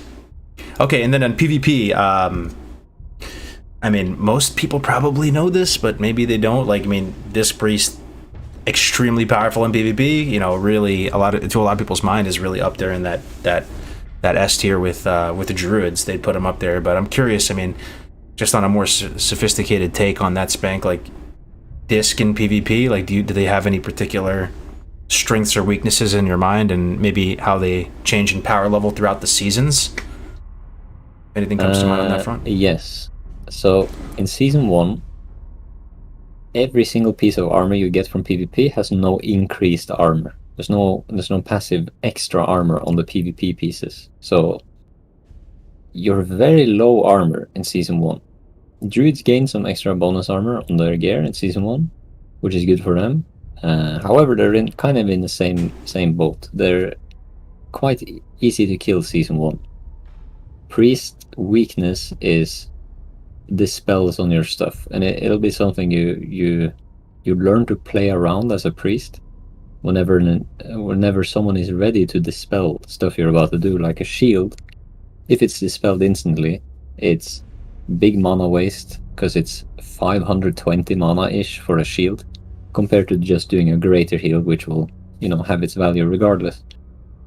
So dispel's definitely a big weakness for priest. For druid, you don't really care that much. You just keep hotting over and over and over. I think it's kind of good for a druid because doesn't it pop the life bloom? So like they're kind of chilling if you keep dispelling their hots. Oh yeah, if the enemy priest were to try and dispel the one life bloom you have, or even get lucky when you only have 2 life blooms on the target, he'll proc the final bloom, which is, I mean, depending on the season and how much plus healing you have, between 1,000 and 1,500, I guess. So, is there any merit in the thought that priests are the strongest season 1 because of the nature of absorbs? You know how like the shields don't scale that well, so that the shield strength in season 4 is not going to be much stronger than in season 1. So maybe if like the thesis statement was priests are the strongest healers of season 1, just dispute me. Like you think they are, or not, or you think it's?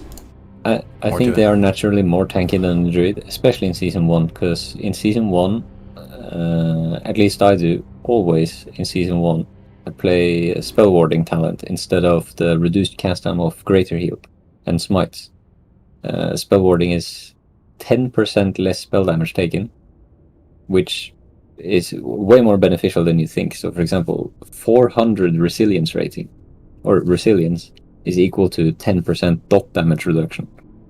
So if you add spell warding on top of this, it's like you're walking around with 800 resilience versus this poor warlock who's trying to dot you and it takes for 200, That's funny.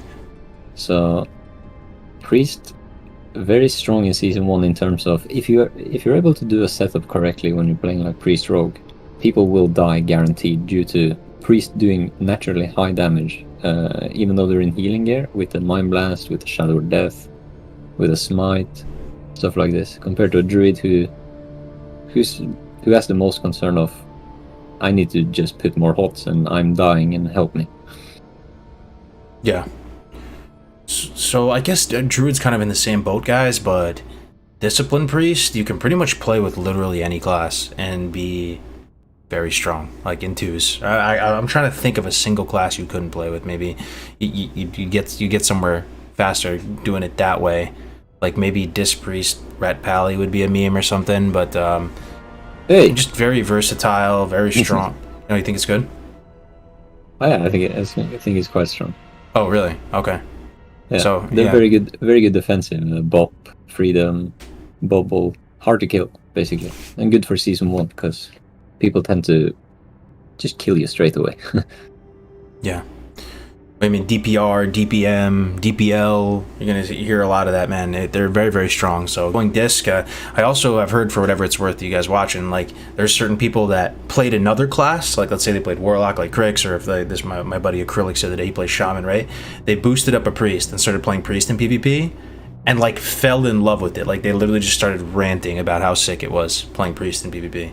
So that could happen to you. I think there's a lot to love on this front, guys. And okay, for sure.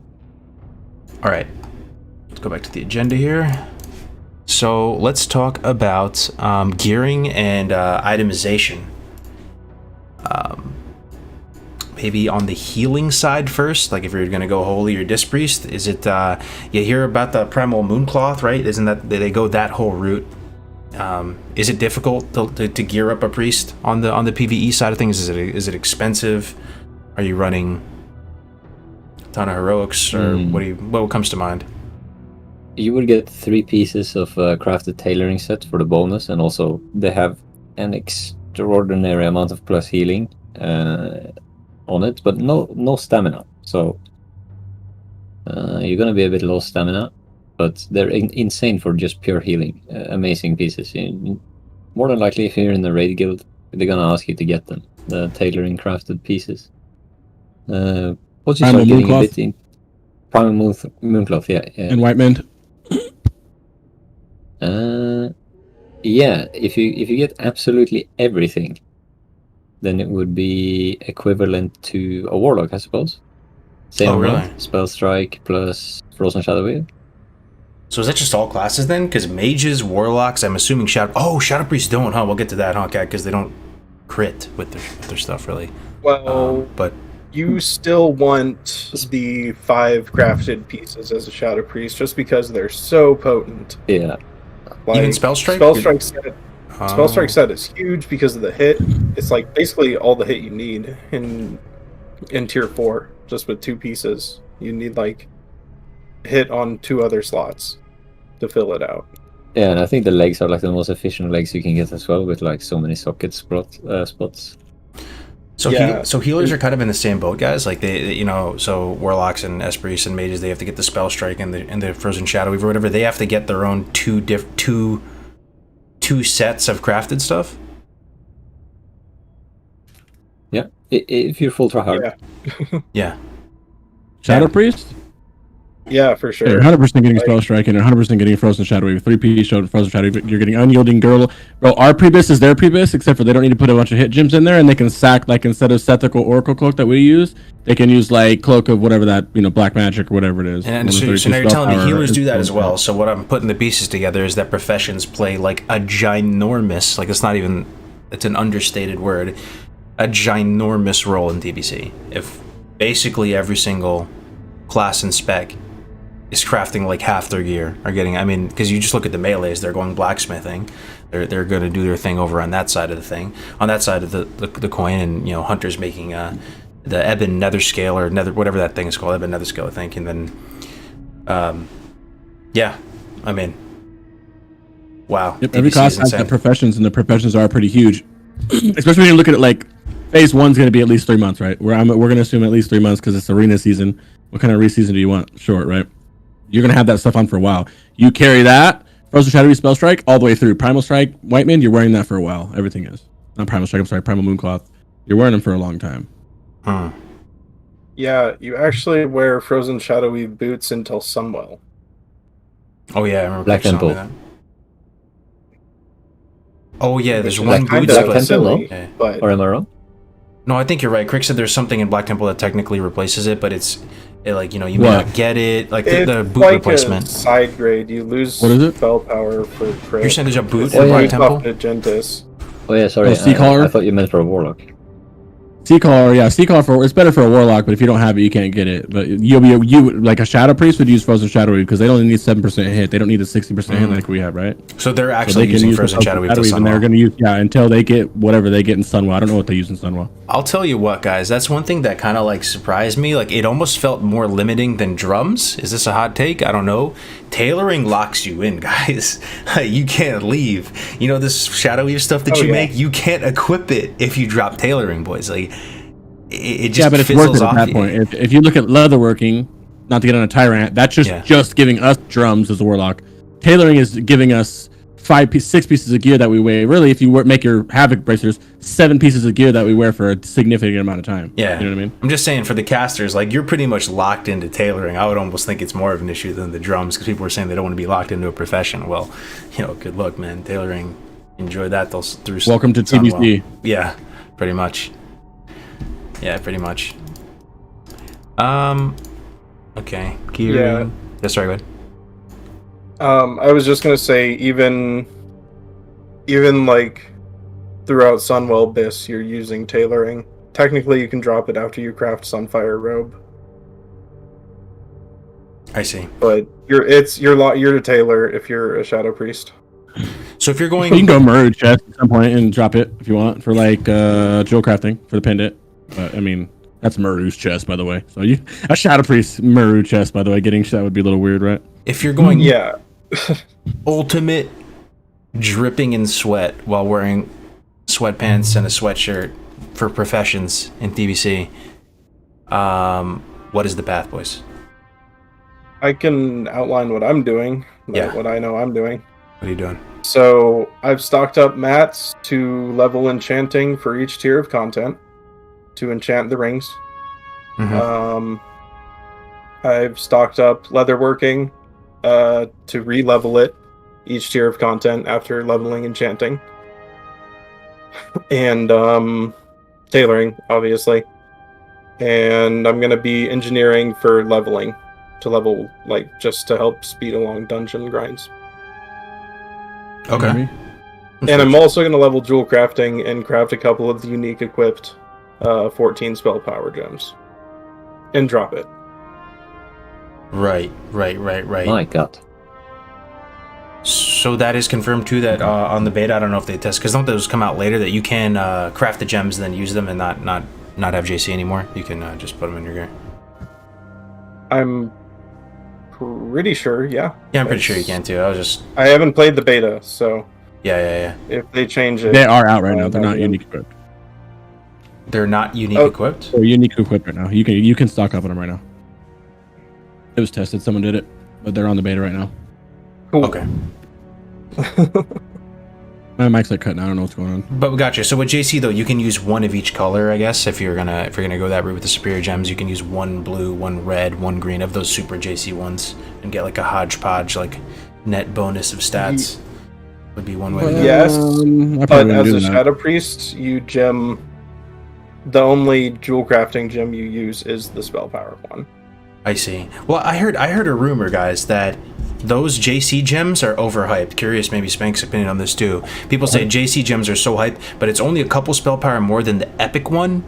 So, what do you really It's gain? 5 more spell power than what you're going to be using for 8 months. It's not Yeah, so. Rune but those- living are 9 spell power. Those are 14. Yeah, but those Besides come the out, PvP one. apparently those JC gems come out in like between ZA patch and BT or some shit like that. I was doing some research one time that it comes out later. You know, so like you're not gonna be able to get They're those. out right now at the beta. That's what they're out literally right now at the beta. Oh. Unless they remove it or whatever. But that's what everyone's going to be doing. Okay. But even then, it's still 2 spell power. So if you look at like how many spell power gems you wear at the end of the game at like Sunwell, you're wearing like 8, bro. They're mixing out your haste gems and you have those gems. So put 2 spell power, that's 60 more spell power. We're talking min max, bro. If people are min maxing by going enchanting every time they get a new ring, why wouldn't you just do it one time and make just 20 of them and just 20 slot one in every gems. time you can? Yeah, that's actually true, man. Yep, that's exactly... Free spell power is free spell power, bro. So You know? JC becomes better though. Yeah, JC's. So if those gems are out, it's since from the start, it makes JC better, and that's probably good for the game because I'm pretty sure the way it worked back in the day was that they came out between like BT and ZA or something, and then like you could already just buy the epic gems, right? And so if you got the JC ones, you're only getting a little tiny smidge more of a bonus. That's true. You can also, as a warlock, like your best in-game biz stuff is with jewel crafting. So really, if you wanted to go jewel crafting in, that's a clean swap. Yeah. What about you, Spank? What's your profession plan if you're going to be a priest? Enchanting for sure. Chanting? Other than that, in terms of PvP, I generally don't overly min-max in PvE. It's more like... I'm gonna go engineering. So, engineering and chanting. Probably, unless I suddenly acquire a lot of gold out of nowhere. It's gonna be just engineering and enchanting. Engineering? For the belt? Yeah. Yeah. Yo, I love the belt, Spank. I'll make a whole video on that belt, man. I love that thing, dude. The Involt belt. It's working out. It's working out. Look it up, guys, if you don't know what it is. It's amazing. It's won us so many, a good amount of games, Spank. So you would even use it on a healer, huh? Not for PvE, but Yeah. for me, like the content, if the guild makes it a requirement, it's probably not a guild I'll be in. You know what I mean? Yeah. It's if they want me for me playing, I guess sure, no worries. But Gotcha. I'll have other priorities. I'll min-max as hard as I can, obviously, but if the gold is limited, then I'll have to adapt. For sure. Okay, well, now we know the professions out of the way. So, I kind of a quick aside, but like world PvP and duels and stuff, this matters. You know, you can pretend like it doesn't, but it kind of matters. Like people are just going to drop duel flags on you, right? You're going to just be memeing with your friends and dueling. You're going to be defending yourself out in the open world. I think priests do pretty well. I think they can really, defend themselves pretty good, man. As all the different, maybe not wholly, but yeah, like I even dueled Zerio the other day. I don't know if you know Zerio. He was playing with Genghis, I think. Yeah, I dueled him the other day, and I was thinking, oh, I'm just gonna rinse this priest, right? He actually put up such a good fight. I'm not gonna lie, he actually won a duel on me as a warlock. I thought I pretty much never lose against priests, and it just reminded me, damn, like a really good priest is actually a threat. Somehow they can find a way to win in a duel. But yeah, how do you think they do Speank in dueling wise, for whatever that's worth? I think. How should I say? Dueling in TBC without being able to have access to use. I'm not sure how it works in vanilla. You can use a lot of different stuff, which work.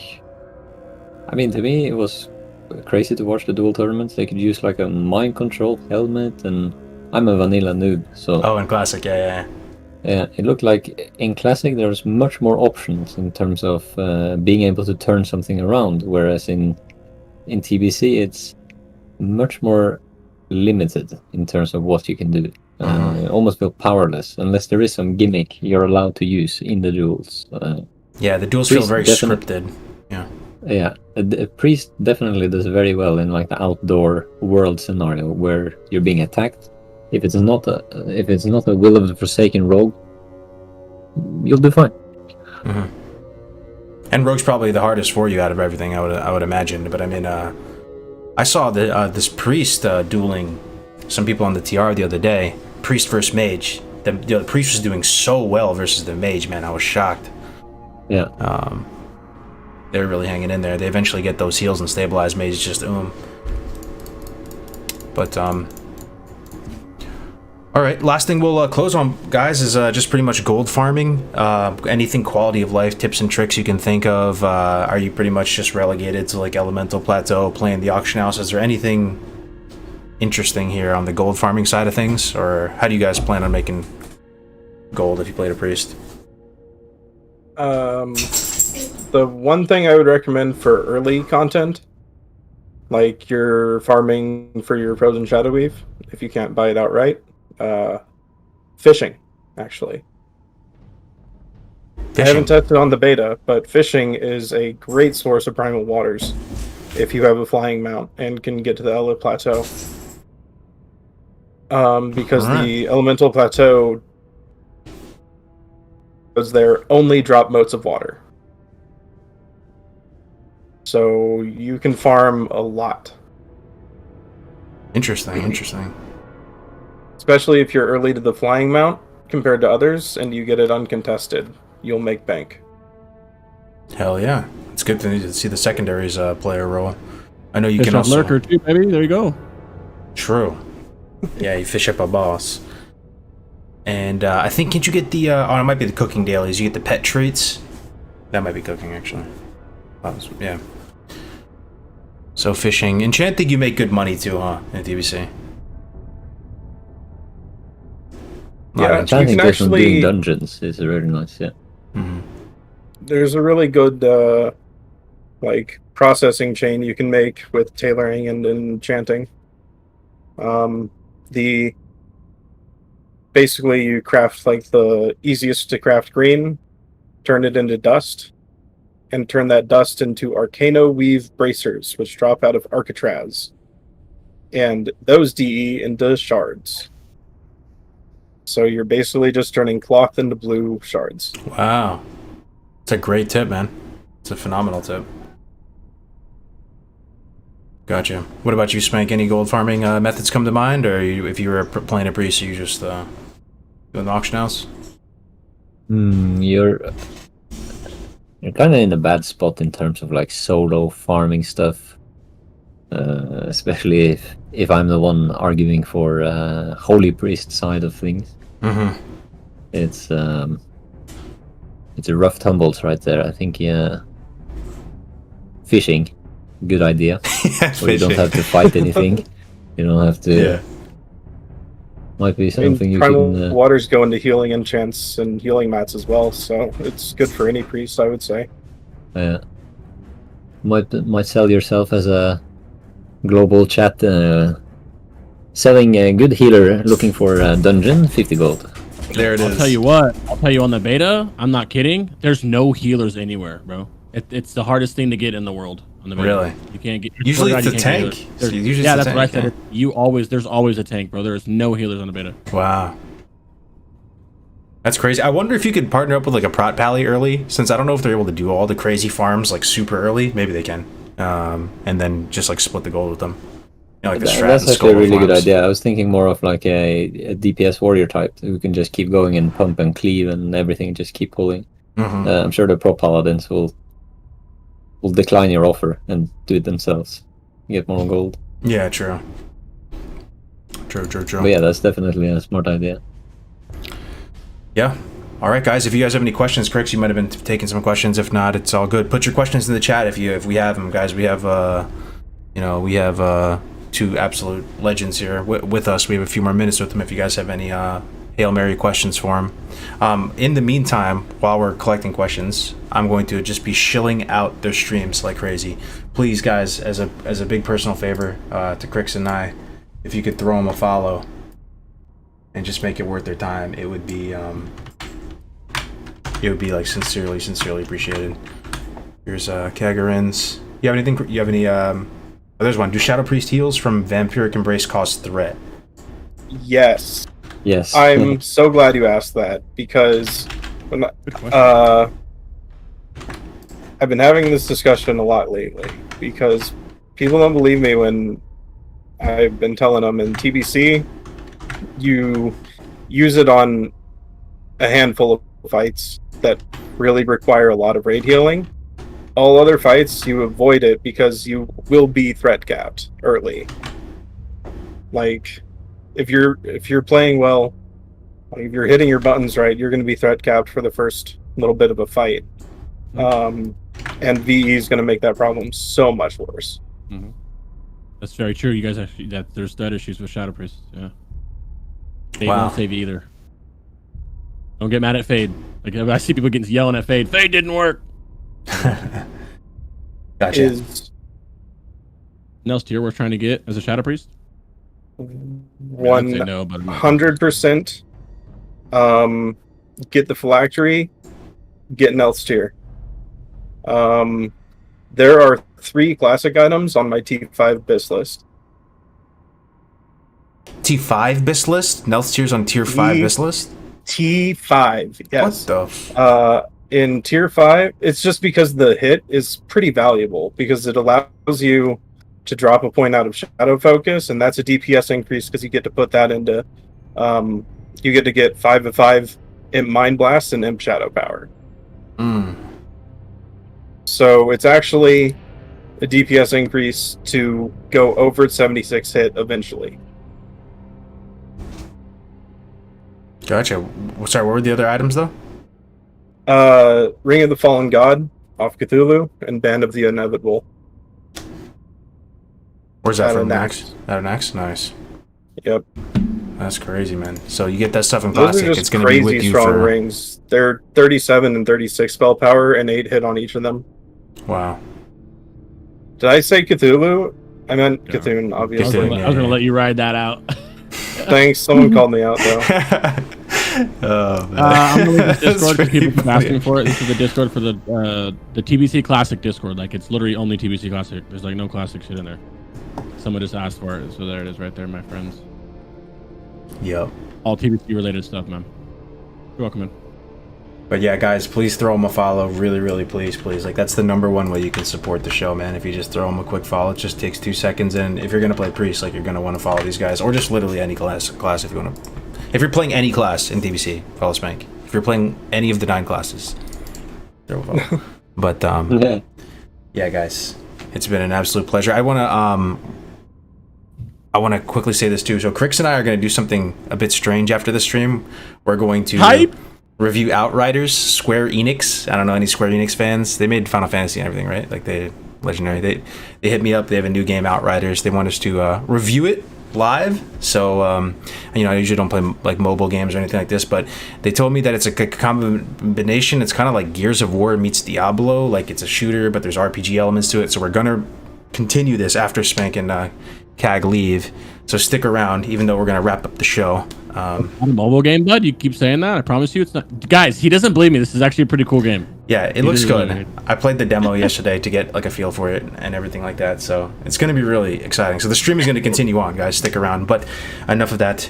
Back to Speank and Kagarin. Guys, is there anything last minute tips you want to say about Priest, or anything about your plans for TBC, or anything you want to say? Any shout outs? Let's start with you, Kag, maybe about TBC going into the future.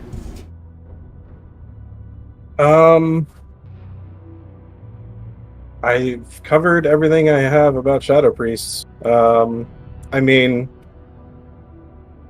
is going to be a great expansion. TBC is literally my favorite video game that I've played. Like, I love that expansion. I think it has the best content on all WoW. I'm so looking forward to how they've said they're tuning the content, pre-nerf values. Like, it's gonna be nuts. I'm so fucking hyped for it. Sorry. So hyped for this. It's gonna be great. Well said, brother. Yo, Crix couldn't agree more, probably. Crix has been hyping it up since the beginning. I'll let Speank say something first, and I'll say my 2 cents. I was actually going to add a bit to the point of Shadow Priest. Like, Shadow Priests are insane in TBC, and it's going to be a lot of Warlocks, and all of these Warlocks are going to want a Shadow Priest. So it creates like the sense of feeling needed, because you're actually needed. You're useful.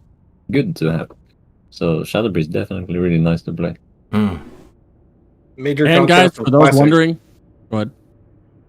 No, that's the whole statement. I said major contrast to classic, where Shadow Priests are a meme. Yeah, you're not a meme So spec anymore, and you actually respectfully pump.